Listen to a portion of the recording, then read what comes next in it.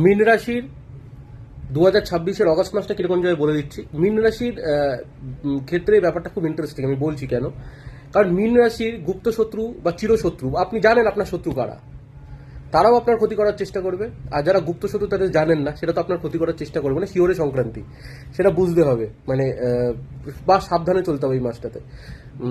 গুপ্ত শত্রু আপনি চিনতে পারবেন না, চিরশত্রুর কাছ থেকে তো সাবধানেই থাকবেন। মানে হয়তো এই মাসটাতে আপনাকে অ্যাগ্রেসিভ অনেক অ্যাটাক সহ্য করলেও হতে পারে, সেখানে কিন্তু আপনাকে পেছনে ফিট চলে আসতে হবে, মানে করা যাবে না, একটু ঠান্ডা থাকতে হবে। পার্সোনাল চার্ট অবশ্যই দেখতে হবে।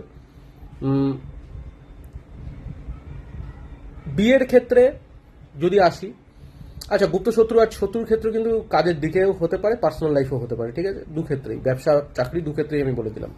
এমনি টাকা পয়সার ইনকাম যেরকম ফ্লো যেরকম ছিল সেরকমই থাকবে, যদি এইগুলো থেকে উতরে যেতে পারেন। তো বিয়ের ক্ষেত্রে যদি দেখি, বিয়ের যোগ আছে, 60% 70% যোগ আছে।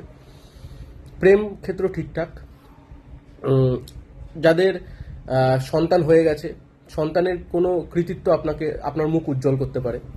আপনি নিজে এই মাসে বাইরে কোথাও কোনো মন্দিরে গিয়ে দান করতে পারেন, এটা অজান্তেই, আপনি কাউকে জানাবেন না, ঠিক আছে? অনেকে হয়তো মনে মনে প্ল্যান করে রেখেছেন, মীন রাশির জাতক জাতিকারা, তাদের ক্ষেত্রে নিয়ে বলছি, ঠিক আছে?